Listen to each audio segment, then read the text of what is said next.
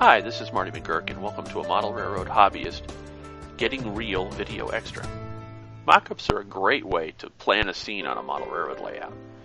I'm using mockups rather extensively to plan the White River Junction, Vermont scene on my home layout.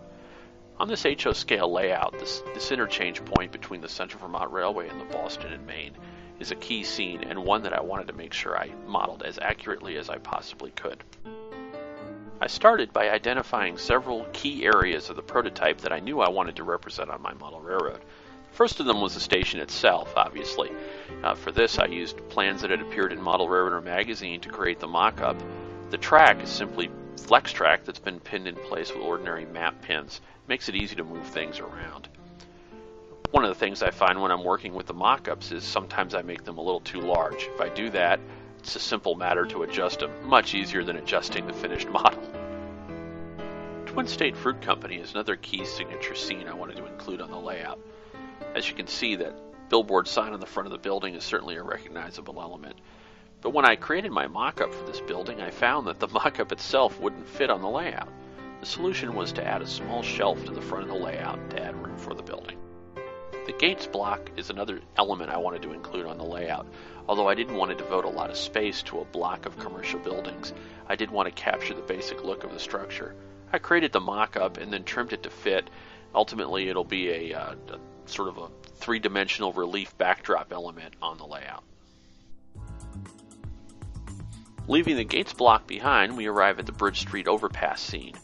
On this scene, I didn't build a 3D mock-up, I made a simple poster board footprint mock-up. We discussed these in the article, and these are a great way to measure a building and cut and trim it to fit without actually building a three-dimensional mock-up. You can see the folded pieces of paper there. Those represent the street itself. Remember, mock-ups don't have to be elaborate or complicated to be effective planning tools. In this case, I've simply taken a couple of pieces of styrofoam, stacked them up, and used it to see where to locate the overpass itself.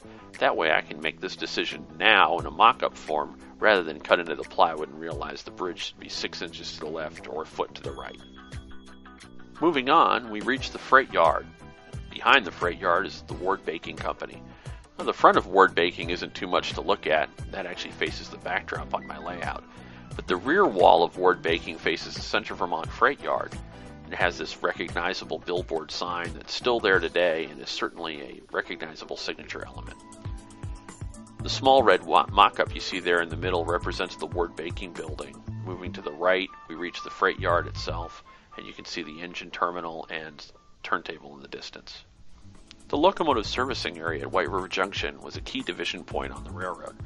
It had several key signature elements, the turntable, roundhouse, and this concrete coaling tower that was built in 1928 with the Central Vermont logo emblazoned in the concrete. White River was the one place where the CV dispatched its largest engines in both north and south directions. And so it was important that I captured on the layout. I wanted to make sure that I had room for the turntable and roundhouse. Walthers actually includes a paper template for their turntables, so in a way, they're encouraging you to use mock-ups as well.